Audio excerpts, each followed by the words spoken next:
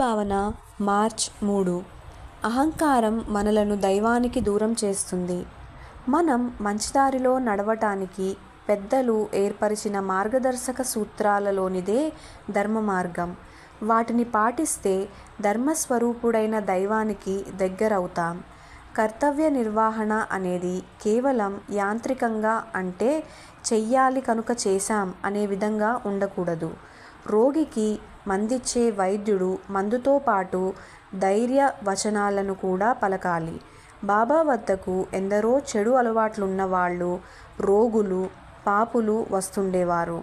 బాబా వారిని ప్రేమతో మందలించి మంచిదారిలోకి తెచ్చేవారు. అంతేకాని కళ్ళెర్రచేసి వారిని దూషించేవారు కాదు. మనం కూడా తోటివారి బలహీనతలను క్షమించి వారికి ధైర్యం చెప్పి నిజాయితీతో నిలబడగల శక్తిని, చేయూతను ఇవ్వాలి.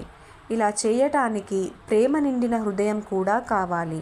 కేవలం కర్తవ్య దీక్ష ఉంటే చాలదు.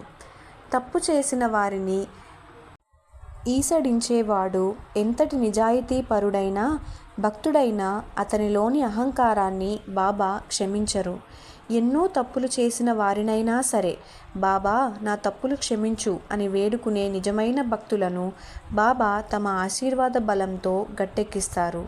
అహంకారం తొలగించుకొని అహర్నిశలు సాయిని ప్రార్థించాలి, శరణాగతి చేయాలి. నేను, నాది అన్న సంకుచిత ధోరణులను విడనాడి మనం, మనది అని అనుకోవాలి.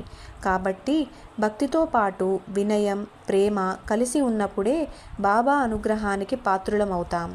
అహంకారం భక్తుని బాబా దగ్గరకు చేరనీయకుండా ఆపే అడ్డుగోడ వంటిదని గుర్తుంచుకోవాలి.